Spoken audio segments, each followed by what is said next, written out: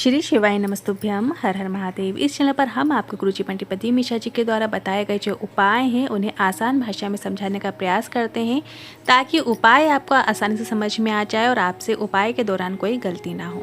जैसा कि सावन का महीना 30 जुलाई से शुरू हो ही गया है और कल 31 जुलाई है, शुक्रवार का दिन है, सावन का दूसरा दिन है। तो गुरुजी के बताए कुछ विशेष उपाय हैं जो आप कल के दिन भी कर सकते हैं। शुक्रवार का दिन जो होता है सावन का बहुत ही खास होता है, विशेष होता है। इस दिन माता लक्ष्मी की विशेष कृपा भी आप पे प्राप्त हो सकती है अगर गुरुजी के बताए आप ये उपाय करते हैं। साथ ही जैसे सावन का महीना चल रहा है तो आप कुछ विशेष नियम भी ले सकते हैं। रोज़ शिवलिंग पे एक बेलपत्र चढ़ाना है या एक चावल का दाना चढ़ाना है या फिर 2 लोटे जल, रोज़ मंदिर जाऊंगी और रोज़ 2 लोटे जल कांवड़ जल भोलेनाथ की शिवलिंग पे अर्पित करेंगे। इस तरीके से जो भी आप मन में एक संकल्प लीजिए और वो नियम आप ज़रूर कीजिए। या फिर बेलपत्री के वृक्ष के नीचे आप एक दिया रोज़ लगाएंगे क्योंकि पूरा सावन का महीना है, जितना हम दान पुण्य करें वो कम है। साथ ही साथ आप ये नियम भी ले सकते हैं कि मैं नाम जाप करूँ, ज़्यादा से ज़्यादा जितना हो सके उतना हम नाम जाप कर सकें। पिछले वर्षों की कथाओं में गुरुजी ने बताए थे एक विशेष उपाय कि कितनी ही बड़ी यदि बीमारी हो गई हो, कितना ही बड़ा यदि रोग हो गया है तो डॉक्टर से तो इलाज कराना ही है, जो डॉक्टर बताते हैं वो सब करना है। पर शिवलिंग पर जो माता अशोक सुंदरी का स्थान होता है वहाँ पर अपना सीधा हाथ रखते हुए श्री शिवाय नमस्तुभ्यम बोलते हुए शिवलिंग के ऊपर जो चढ़ी हुई बेलपत्र होती है उसको आपको प्राप्त कर लेना है। यदि शिवलिंग पर कोई बेलपत्र नहीं चढ़ी तो सबसे पहले आप एक बेलपत्र चढ़ा दें। इसके बाद जो माता अशोक सुंदरी का जो स्थान है वहाँ पर आपको अपना सीधा हाथ रखना है और श्री शिवाय नमस्तुभ्यम मंत्र का स्मरण करते हुए फिर शिवलिंग के ऊपर जो चढ़ी हुई बेलपत्र है उसको आपको प्राप्त कर लेना है और उसे बेलपत्र को शिवलिंग पर जल जहाँ से नीचे की ओर गिरता है, जो जलाधारी होती है, जल जहाँ से नीचे की ओर गिरता है, अंतिम छोर जो होता है जलाधारी का, वहाँ पर आपको उस बेलपत्र को स्पर्श करा लेना है।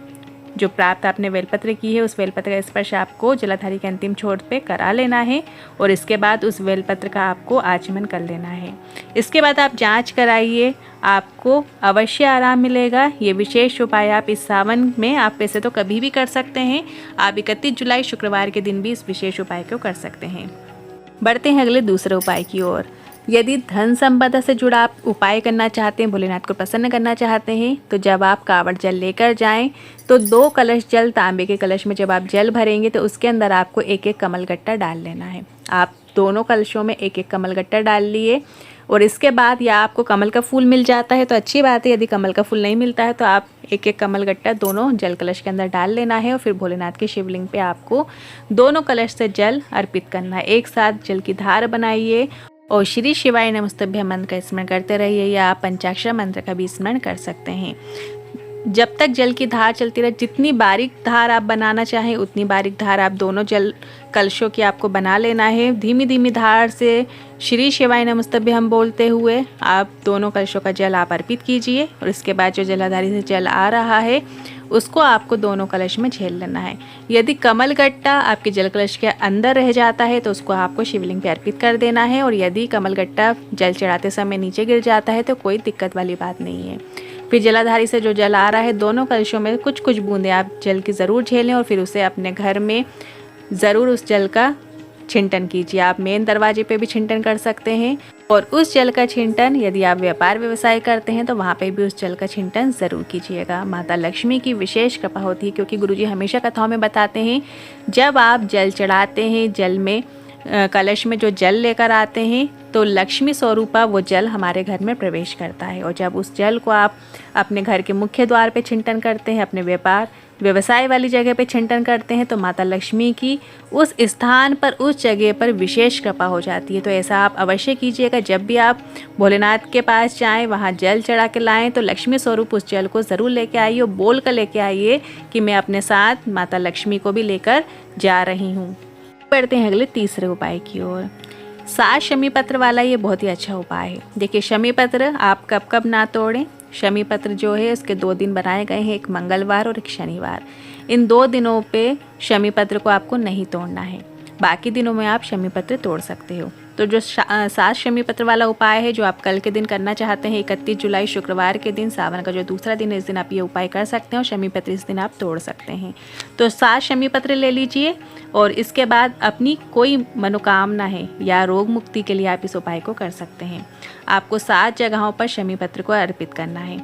एक जो शमी पत्र है, पहला शमी पत्र आपको अशोक सुंदरी माता के स्थान पर अर्पित करना है। जो जलाधारी में बीच में मोटी लाइन होती है, माता अशोक सुंदरी का स्थान है। शमी पत्र को जैसे हम बेलपत्र अर्पित करते हैं उल्टा करके, वैसे ही आपको शमी पत्र भी उल्टा करके ही अर्पित करना है। फिर दूसरा शमी पत्र आपको गणेश जी के स्थान में, जलाधारी में जब आप उत्तर साइड होकर मुख करके खड़े होंगे तब आपको राइट हैंड साइड जहाँ है आपका जलाधारी में, वो गणेश जी का स्थान है, वहाँ पे आपको दूसरा शमी पत्र अर्पित कर देना है। तीसरा शमी पत्र जो है माता पार्वती के जो गोल कटी भाग होता है, हस्तकमल होते हैं, वहाँ पर आपको अर्पित करना है। चौथा शमी पत्र आपको शिवलिंग के ऊपर अर्पित करना है। पांचवा शमी पत्र आपको नंदी का जो उठा हुआ चरण जो होता है वहाँ पे अर्पित करना है। और बाद में जो आपके पास 2 शमी पत्र बचेंगे, अपनी कामना करते हुए शिवलिंग के ऊपर अर्पित कर देना है। तरीके से आपको 7 शमी पत्र आपको अर्पित कर देना है। फिर से सुनिएगा, पहला शमी पत्र अशोक सुंदरी माता के स्थान पर, दूसरा गणेश जी के स्थान पर, तीसरा पार्वती जी के हस्त कमलों में, चौथा शिवलिंग के ऊपर, पांचवा नंदी का जो उठा हुआ चरण है वहाँ पे, और इसके बाद जो 2 शमी पत्र बचेंगे उसमें अपनी कामना करते हुए आपको शिवलिंग के ऊपर अर्पित कर देना है। यदि आप रोग मुक्ति की कामना कर रहे हैं तो आपको अंत में 1 बेलपत्र भी शिवलिंग के ऊपर अर्पित कर देना है। यदि कोई अन्य कामना है तब आपको बेलपत्र अर्पित नहीं करना है, पर यदि आप रोग मुक्ति, शरीर के रोगों से संबंधित यदि आपके मन में कामना है तब आप अंत में 1 बेलपत्र भोलेनाथ की शिवलिंग पर अर्पित करें। जलाधारी की ओर जो उसकी डंडी है बेलपत्री की, वो जलाधारी की ओर मुख करते हुए अर्पित करना है। इस तरीके से आपको ये उपाय करना है। तो ये उपाय आप 31 जुलाई शुक्रवार सावन के दूसरे दिन कर सकते हैं। बढ़ते हैं अगले एक विशेष उपाय की ओर। यदि आप रोग मुक्ति के लिए उपाय करना चाहते हैं तो गुरुजी ने एक और उपाय बताया था, जो कि आप सिर्फ और सिर्फ सावन में ही इस उपाय को कर सकते हैं। आप रोज भी ये उपाय कर सकते हैं या विशेष दिनों में भी कर सकते हैं। तो आपको जो तांबे का कलश 1 जल आपको लेना है। जैसे 2 कलश से जल गुरुजी बताते हैं चढ़ाने को, पर यदि रोग मुक्ति के लिए आप जल चढ़ाना चाहते हैं तो आपको एक हाथ में जल का पात्र लेना है, एक हाथ में दूध का पात्र लेना है। अब दूध आप स्टील के पात्र में ले सकते हैं, क्योंकि तांबे के कलश में आपको दूध नहीं लेना है। तांबे के कलश से दूध नहीं चढ़ाया जाता। तो आप स्टील का पात्र या कोई अन्य पात्र में आप दूध ले सकते हैं। चांदी का यदि पात्र है तो आप उसमें भी दूध ले सकते हैं। तो कोई से भी हाथ में आप रख सकते हैं, सीधा उल्टा, इससे कोई फ़र्क नहीं पड़ता। सिर्फ आपको 2 धार बनानी है, एक जल की धार और एक दूध की धार। इस तरीके से एक साथ आपको कुंदकेश्वर महादेव का नाम लेते हुए, श्री शिवाय नमस्तुभ्यं मंत्र का स्मरण करते हुए, एक जल की धार, एक दूध की धार एक साथ आपको भोलेनाथ की शिवलिंग पे अर्पित करना है। और फिर जो जलाधारी से जल आ रहा है उसको औषधि रूप में प्राप्त कीजिए। मतलब भोलेनाथ से निवेदन कीजिए कि मुझे ये रोग हो गया है, आप औषधि रूप में मुझे प्रदान कीजिए। और फिर वही जो जलाधारी से जल आ रहा होगा उस प्राप्त कीजिए, और 3 बार उस जल का आचमन आपको कुंदकेश्वर महादेव का नाम लेते हुए करना है।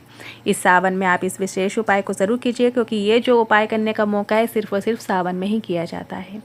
आज के इन उपाय से जुड़े मन में कोई सवाल है, क्वेश्चन है तो कमेंट के जरिए पूछ सकते हैं। वीडियो थोड़ा भी उपयोगी लगा हो तो वीडियो को लाइक करके कमेंट बॉक्स में हर हर महादेव जरूर टाइप कीजिएगा। श्री शिवाय नमस्तुभ्यं।